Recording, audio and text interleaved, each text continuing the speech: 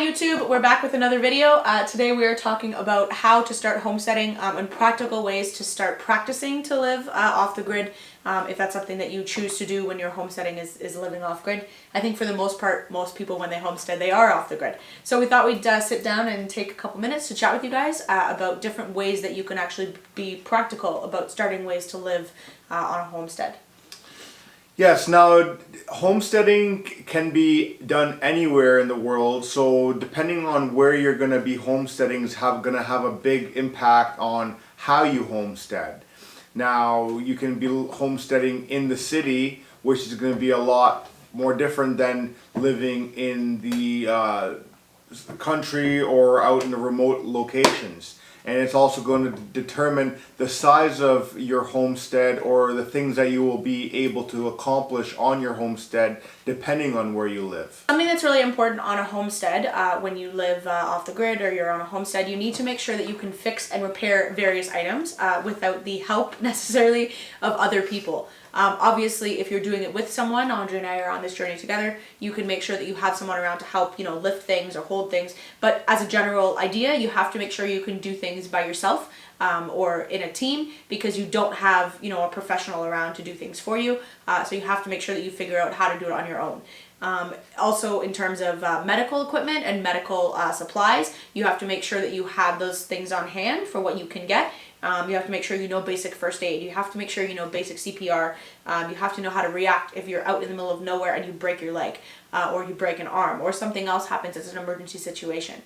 If you don't know how to deal with those situations, you're not going to have a very good chance of surviving, because you don't have an ambulance that is 5 to 10 to 15 minutes away. In some cases, you could be waiting for an ambulance for up to 5 or 6 hours. And that's not something that you can necessarily put on hold if there's blood spewing out of your artery. So you got to make sure you know how to deal with certain emergency medical situations. For myself, I find it really helpful. The way that I learn is to read. So I found it very, very helpful to read things in terms of gardening, in terms of cooking, and in terms of implementing things. If I don't have a certain spice or I don't have a certain food, what can I implement in terms of the substitute in order to be able to do that? That's something we're actually going to be doing, is reviewing books on Subscribestar. Our link is in the description down below. We're going to review some helpful books that we found that are super great in terms of information and knowledge in order for us to actually gain more knowledge on living this lifestyle. Number 3, start living the life. Everyone thinks that you need to be at a certain location or be at your current homestead or your future homestead before you start implementing the life changes that come with living on a homestead. Now, I believe that you need to start doing these things now at your current location so that you are ready for when you get to your new homestead or your future homestead, that you already have systems in place or you have certain habits already in place. So the first one would be gardening at home. Now, if you live in an apartment, it's going to be a little bit more difficult, but you can still do hydroponics or vertical gardening on your balcony, depending on where the sun is in your location in your apartment. Learn to preserve foods. There's many ways that you can preserve foods, and there's new inventions coming out every day. So you can always freeze dry food. Canning is another way. Dehydrating is a different way. So there's many ways that you can learn to preserve food. The third one would be to stay active or start being active. Homesteading, hands down, is a physical demanding job, or lifestyle, should I say, and if you're not up and at it, nothing's getting accomplished on the homestead. So Kimberly and I, every morning, we get up and we do a workout between 1 and 2 hours before we start heading out onto the homestead and doing our chores.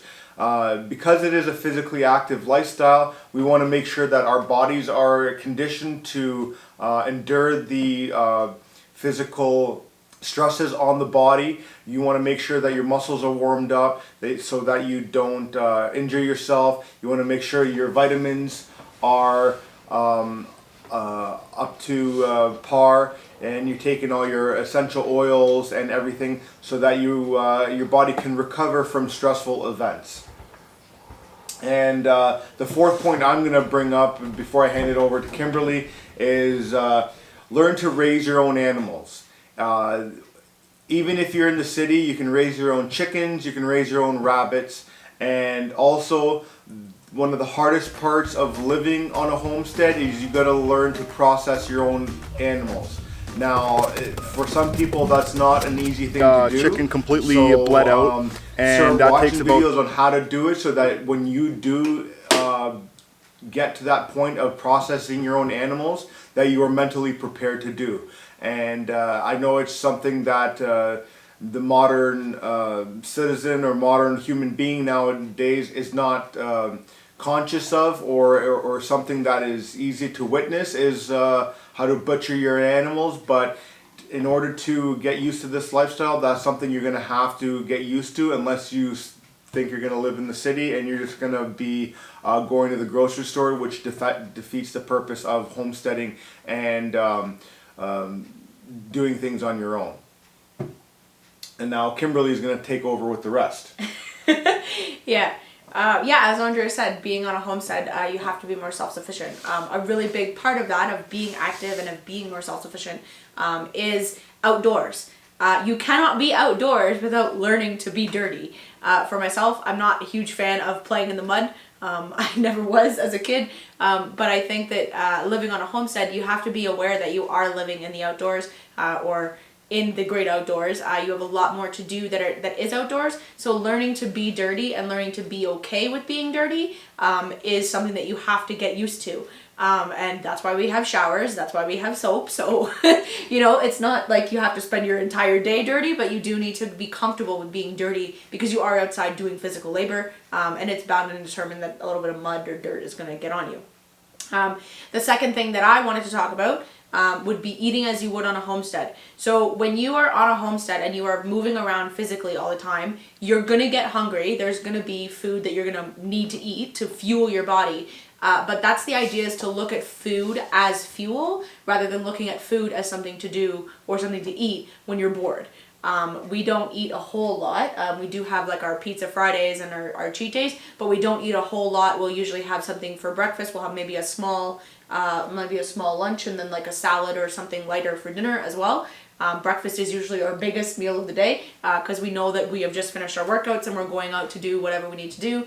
And I have my day ahead of me as well. So eating as you would on a homestead, getting used to not eating so many carbs is definitely important if you're going to be living on a homestead, because you have to be active, and for a lot of people, carbs will slow them down. And learning to make your own food, because you're on a homestead, you can't just run out to your closest restaurant and just pick up something. For instance, Pizza Fridays, it takes her about 2 to 3 hours from beginning to end for our pizza. So that's including making the crust. Making the dough, making the crust, putting it all together and cooking it. Yes. That's right. So making sure that you are self-sufficient and self-reliant in terms of making your own food is also really important. Again, dependent on where you live, but the idea with being a homesteader and being self-sufficient is to make sure that you're doing things as naturally as possible and not just going and picking things up from the grocery store or picking things up from Skip the Dishes, let's say, which is something we've not done since we've been homesteading. That'd be a huge delivery bill. large bill. $20 worth of food, $400 to deliver it, and then the person gets lost. Yeah. So something else that we want to talk about, my third point that I was going to discuss, is the isolation and the mental toll that homesteading kind of takes on you. As a homesteader, and it depends on where you live, but as a homesteader, you're busy. You have things to do, especially for myself because I still run a business. But that's beside the point. As a homesteader, you have things to do. You have things to take care of, animals to look after, gardens to tend to, the house to look after, like food to make. There is always something to do when you're living a lifestyle that's more natural and that's closer to the earth. So you don't necessarily have time to be partying with people if you live in the city. You don't necessarily have time to be partying with people on the weekends. You don't necessarily have time to be hanging out with everyone. You need to make sure that you are able to survive, and that you're able to bring in your own source of food and everything that you have. You want to make sure that you are in an isolationist mindset in terms of I can do this by myself, I'm prepared to do this by myself, and that you're gaining knowledge towards that. Even if you're not on a homestead yet, you should be taking steps to make sure that you can survive if you are on your own, or if you're with your partner and you're out and about. The last thing, which Andre, I believe, has kind of already touched on, would be physical fitness. This is a very physically demanding lifestyle, and it's not physically demanding in the sense that, like, you have to have huge muscles to do it, but it's a physically demanding lifestyle in that you are always moving, you're always active, you're always on the go, you're always doing something, there's always some movement required of you. You have to make sure that you're able to keep up with that, because as you age, your body is going to start, as they say, slowing down. So you want to make sure that you take steps to prevent your body from slowing down. You want to make sure you're eating healthy, exercising right, stretching, doing all of those things that are going to help you live a healthier lifestyle for longer, because that's the most important part of living on a homestead, is to be able to live that lifestyle for as long as possible. Number 4, putting systems in place. When you live on a homestead, you want to make sure that you put systems in place. Because it is all dependent on you, you want to make it as easy as you possibly can on yourself. So putting systems in place is one of the key factors in homesteading, no matter where you live. So for instance, you can do water collection systems where you can take water from, say, your rooftop and collect it into a barrel that is raised off the ground, and from that barrel or container you can either water your gardens via gravity fed, or feed your give water to your animals such as your chickens and your rabbits. Making sure that you have proper containers for food storage for your animals and things of that nature as well. You don't want to be left hanging and scrambling last minute on, say, a hot day. I don't have water for my animals, so now what do? I gotta go to the city tap and bring the water in there from there. No, you're better off hooking up 2-3 containers of water collection systems, so that when it rains you fill up all of that, so that you're better looking at it than for it. Better looking at it than for it, as they say, yes. So the first point, or the second point that we wanted to talk about was to get a routine in place. When you are putting systems in place, getting a routine in place is something that's really important as to who does what, as to whose kind of environment is whose. For us, Andre does most of the outdoor work. I will help him do certain things. I have certain chores that I will do in the morning, and I will do most of the indoor work, and he has certain things that he'll help me with. Getting a routine in place, whether it's deciding who does what, or deciding when something happens. As Andre mentioned, we do workouts in the morning. That's something that happens every morning, or almost every morning without fail. Even if it's just a stretch and a little bit of a cardio walk, it always is something. So we have we have certain routines in place that we are used to doing, so that we can set our day up for success.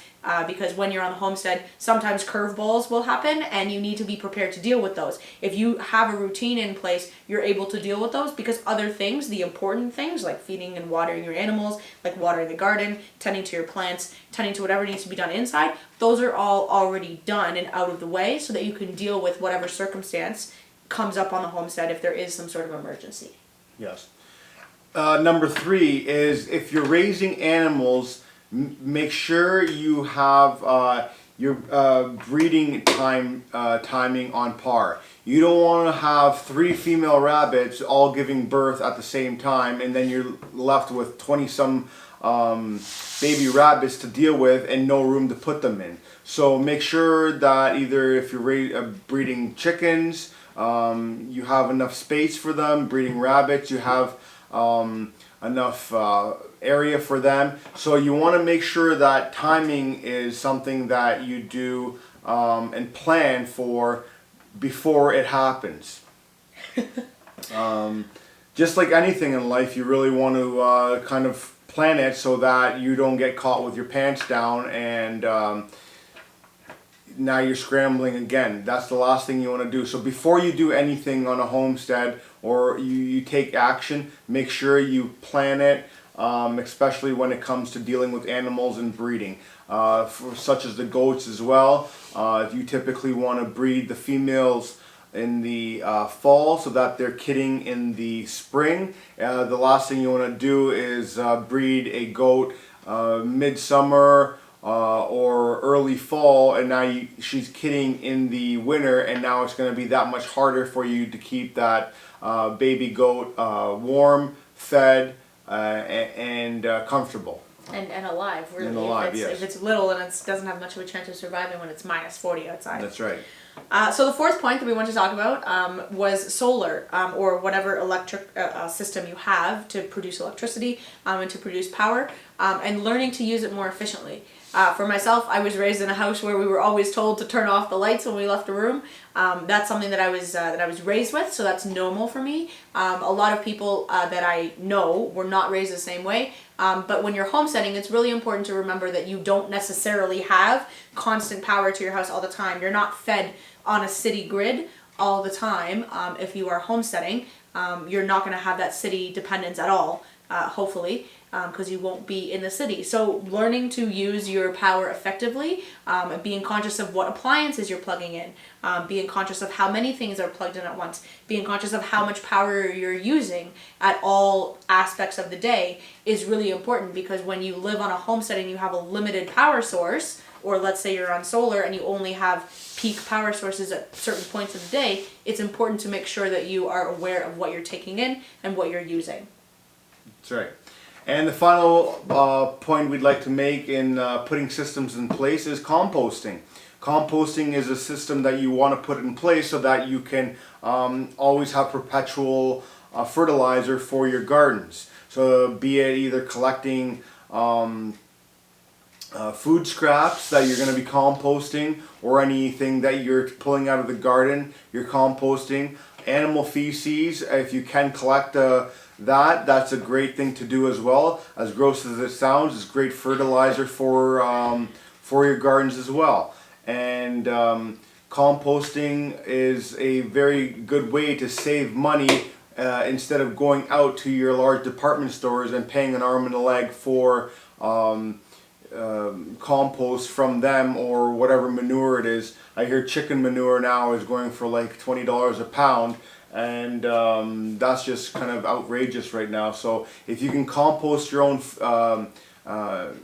or make your own compost, that is going to help you substantially down the road, growing your own food and anything else that you do grow in your gardens. So our fifth point that we wanted to discuss, something that's really important for you to, I would say, mentally prepare yourself for, is not listening to the opinions of others.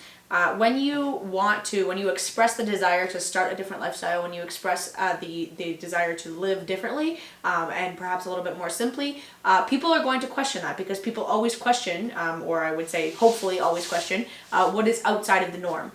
Many people, I think, want to live a lifestyle that is closer to nature and closer to a homesteading pathway, but not a lot of people actually take that leap. It's idolized as some sort of glorious lifestyle.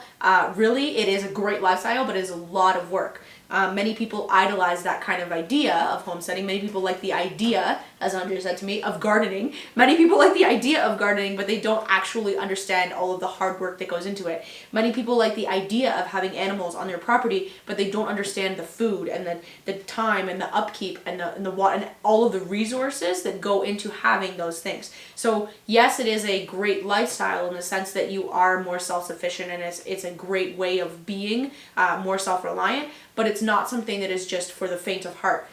So people will question you. People say, oh, like, what do you mean? You're going to do this? How are you going to do X, Y, Z? Or how are you going to do A, B, C? They will always question how you're going to do something. It's not your job to have the answers for everybody else, but it is your job to have the answers for yourself, which is why we had stressed earlier that knowledge is really, really important. Many people, when they see someone stepping out, I mentioned that this is a lifestyle that is a great lifestyle that a lot of people would like to live but never take that leap for. Many people are going to have negative comments. There's a saying that says, I believe it says, haters gonna hate. And that's just simply how human nature is. If someone doesn't like what you are doing, that's not your problem. If someone doesn't appreciate the knowledge that you're bringing to the table, that's not your problem. It is your job to make sure that you know what you are doing. Hence, you want to make sure you have all your plans in place. And that's kind of the idea behind making sure that you have knowledge and making sure that you know what you're doing. But it's not your job to make sure that other people have an idea of what you're doing. You're responsible for you and you only. And the final topic we'd like to touch on is enjoy the process. Take things easy. Think about what you're going to do before you do anything on the homestead. Think about the outcomes, the pros and cons, and make an executive decision and live with it. Not everything that you're going to do is going to work out to a T. And be creative when you go to approach something.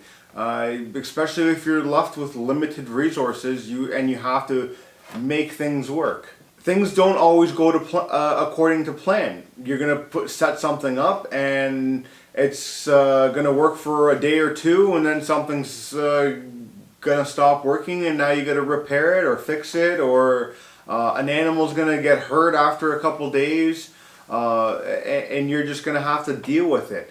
And don't get overwhelmed. Do your research. Make sure you have supplies on hand. So if you're going to get into animals, make sure you have the supplies that those animals need on hand. Not only feed, but as well as medical supplies. Learn to be uncomfortable. That's like Kimberly said. It's such a different lifestyle. People love living in their comfort zone these days, in their bubble. We've become so comfortable in life that we don't even know what it's like to sweat anymore. For instance, working outside. If you come from IT and you're used to working in an air-conditioned office and then going home and working at home in an air-conditioned home, well, good luck coming out, especially where we live, where it gets in the 30s and 40s, you're going to be outside working, and some days you don't have a choice but to be working outside in the heat, and you're going to be sweating your rear end off, and there's nothing you're going to be able to do, and there's no air conditioning you're going to be able to walk into. Your house is going to be hot, so you're going to have to drink a lot of water. Enjoy being uncomfortable by doing physical labor and waking up in the next morning and having sore muscles. That's why it's important to stretch and work out before you go out into the field and do your work. But again, if you're cutting wood and you've never cut wood, I'm telling you right now, your lower back and your hamstrings are going to be sore. If you have to haul water, again, you're going to be sore. And every day is different. You're going to be building something, that's going to be sore too. When I was doing the fencing here and working with the metal wire, bending that metal wire, yeah, as a construction worker, my hands are tough, but doing something repetitive for a whole week, I'm telling you right now, my hands are sore. So you're going to have to understand being uncomfortable in this lifestyle, because there's things that you're going to have to get done. If you're feeling good or you're not feeling good, it's got to get done. Yeah, you don't necessarily have a choice. That's right. And again, no air conditioning. Now, if you're going to live on a homestead and you have air conditioning, well, I beg to, I'd like to argue the fact that you're actually doing any type of homesteading, and you're setting yourself up for comfort again. And you're just not going to be able to do it because you're constantly going outside in the heat. You're better off to stay hot in the house, and that way you're not always fluctuating your body temperature and then being potential to be sick. And not only being able to work in the hot weather, but again, where we live, it can get very cold in the winter. So you got to understand that you need to haul wood in the winter. You still need to take care of your animals. How are you going to maintain the water from freezing for your animals in the winter? making sure that your animals are warm and still get the exercise that they need. And you're still going to have to do maintenance around the property during winter. So learning to work in cold weather with frozen hands or cold feed or wet feed, whatever it might be.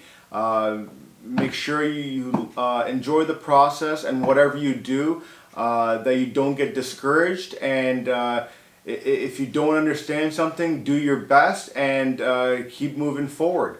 That's, I think, as the best advice we can give to anyone looking to start homesteading. Yeah, those are our top 6 tips, I think, for homesteading. Top 5 or 6? Right, 5 or 6. I'm pretty sure it's 6. Okay. Pretty sure it's 6. No problem. Top 6 tips for homesteading. Thank you guys for tuning in. We really appreciate it. Make sure that if you haven't hit the subscribe button, that you hit that so that you don't miss any updates from us. Also, leave a like and a comment for the algorithm, because it helps YouTube let other people know that you like our videos. Thanks so much for watching, guys. And head over to our Subscribe Star channel as well to get more tips and reviews on books, and we'll be doing other in-depth reviews on products there, and giving you more in-depth knowledge on there that we won't be sharing on this channel as well. Thanks for tuning in. Till next time.